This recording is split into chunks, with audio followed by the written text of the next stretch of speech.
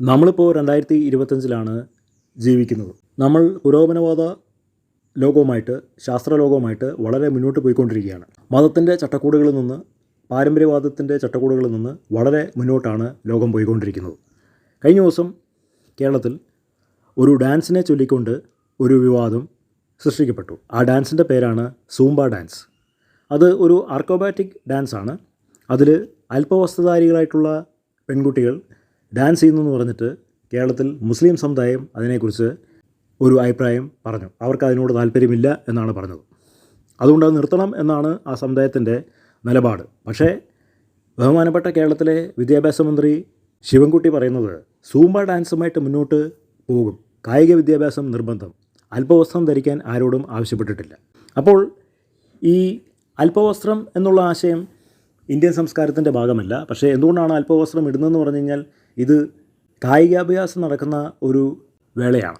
അതുകൊണ്ട് അങ്ങനൊരു വസ്ത്രം ധരിച്ചാൽ മാത്രമേ അത് അനായാസം നമുക്ക് അത് പ്രാക്ടീസ് ചെയ്യാനായിട്ട് പറ്റുകയുള്ളൂ. അതല്ലാതെ അതിൻ്റെ പുറകിൽ വേറൊരു ദുരുദ്ദേശമൊന്നുമില്ല. കേരളത്തിലെ ഒരു രാഷ്ട്രീയ പ്രസ്ഥാനങ്ങളും ഒരു വിദ്യാർത്ഥിനി സംഘടനകളോട് അവർക്ക് അല്പവസ്ത്രം ധരിക്കണമെന്ന് ഒരിക്കലും പറയില്ല. അത്രയും അധപതിച്ച രീതിയിലുള്ള വിദ്യാഭ്യാസ സമ്പ്രദായങ്ങളൊന്നും കേരളത്തിലില്ല. പിന്നെ യാഥാസ്ഥിക പാരമ്പര്യവാദ നിലപാടുള്ള സമുദായ സംഘടനകൾക്ക് ഇതൊന്നും ഇഷ്ടപ്പെടില്ല. കാരണം 1600 വർഷങ്ങൾക്ക് മുമ്പ് ഇങ്ങനെയുള്ള ആശയങ്ങളൊന്നും ലോകത്തിലുണ്ടായിരുന്നില്ല.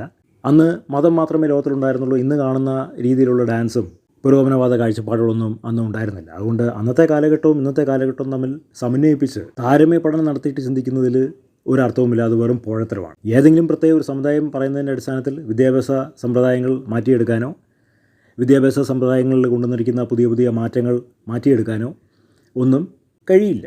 കേരളം ഇപ്പോൾ ഭരിക്കുന്നത് ഇടതുപക്ഷ പ്രസ്ഥാനമാണ്. അവർക്ക് മതവുമായിട്ട് ഒരു ബന്ധവുമില്ല. കേരളത്തിലുള്ള 3 സമുദായങ്ങൾ പറയുന്ന കാര്യങ്ങളോടും അല്ലെങ്കിൽ ആ 3 സമുദായങ്ങൾ പറയുന്ന മതഗ്രന്ഥത്തിൽ പറയുന്ന കാര്യങ്ങളോടും അവർക്കൊരു യോജിപ്പില്ല. കാരണം അവർ നിരീശ്വരവാദികളാണ്, അവർ ഭൗതികവാദികളാണ്, അവർ യുക്തിവാദികളാണ്. അതുകൊണ്ട് കേരളത്തിൽ ഒരു സമുദായത്തിനും ഇടതുപക്ഷ പ്രസ്ഥാനത്തിൻ്റെ രാഷ്ട്രീയ നിലപാടുകളോട് ഒരു മാറ്റം വരുത്താൻ കഴിയില്ല. എല്ലാ സമുദായങ്ങളെയും ഇടതുപക്ഷ പ്രസ്ഥാനം പിന്തുണയ്ക്കുന്നുണ്ട്.